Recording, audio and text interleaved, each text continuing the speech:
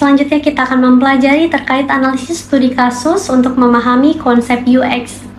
Jadi setelah memahami konsep UX, sekarang kita akan melihat bagaimana sih UX diterapkan dalam praktik melalui studi kasus.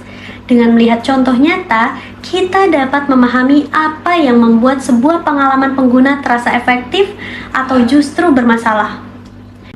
Contoh UX yang efektif dapat dilihat pada aplikasi transportasi online yang menyediakan alur pemesanan yang sederhana, informasinya jelas, serta feedback real-time kepada pengguna.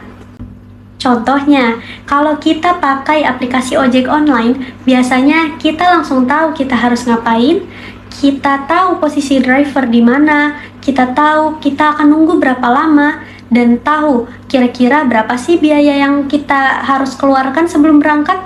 Jadi tidak ada yang disembunyikan, tidak ada yang membuat kita sebagai pengguna untuk menebak-nebak. Itu yang dinamakan pengguna merasa aman dan percaya. Jadi UX yang baik itu bukan hanya bikin pengguna kagum, tetapi bikin pengguna merasa tenang dan yakin. Karena kejelasan informasi dan respon sistem yang cepat akan menciptakan rasa aman dan kepercayaan pengguna terhadap layanan yang digunakan. Dan itu merupakan elemen penting dalam pengalaman pengguna. Dan sebaliknya, contoh UX yang bermasalah itu sering ditemukan pada aplikasi atau website dengan struktur navigasi yang rumit, penggunaan istilah yang tidak familiar, serta minimnya feedback dari sistem. Kondisi ini membuat pengguna kesulitan memahami alur penggunaan dan tidak yakin apakah tindakan yang mereka lakukan itu berhasil atau gagal. Nah, ketidakjelasan tersebut meningkatkan beban kognitif kepada pengguna dan menurunkan tingkat kepuasan dan kepercayaan pengguna.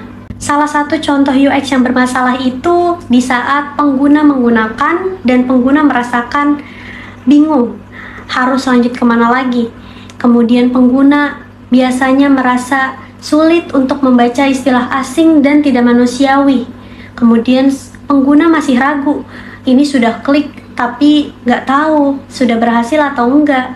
Sehingga pengguna akhirnya berpikir, ini aku yang salah atau aplikasinya? Kalau pengguna sudah harus menebak-nebak seperti itu, berarti itu adalah pertanda UX-nya gagal.